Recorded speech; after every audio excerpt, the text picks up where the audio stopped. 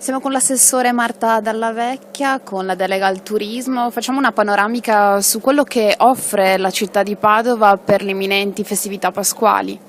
Beh, le festività di Pasqua ormai da qualche anno sono un'importante occasione per visitare le città d'arte e Padova è sempre piena di turisti. Anche negli anni scorsi abbiamo visto proprio un gran pienone sia per il pomeriggio di Pasqua sia per il giorno di Pasquetta. Tanto è vero che grazie alla collaborazione col Comune quest'anno riusciremo a tenere aperto anche l'ufficio yacht del Pedrocchi. È stato proprio deciso che sia il giorno di Pasqua sia il giorno di Pasquetta il qui vicino ufficio di accoglienza turistica rimarrà aperto. E mi pare una nota interessante perché i turisti lì potranno trovare tutte le indicazioni per visitare tutti i musei cittadini che saranno aperti sia a Pasqua sia a Pasquetta, in particolare la Cappella Scrovegni, il Museo degli Eremitani, ma quest'anno anche la mostra di Renzo Piano qui a Palazzo della Ragione, aperta in entrambi i giorni, e in entrambi i giorni sarà aperta anche la mostra sui papiri, se qualcuno ha voglia di qualcosa di più innovativo, frizzante, ma anche tutte le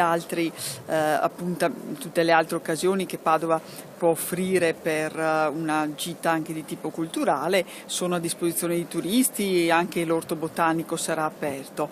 Segnalo poi che proprio il sabato prima di Pasqua abbiamo anche un altro appuntamento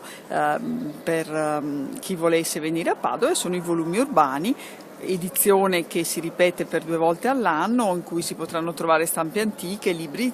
antichi, e che porta specialisti della materia un po' da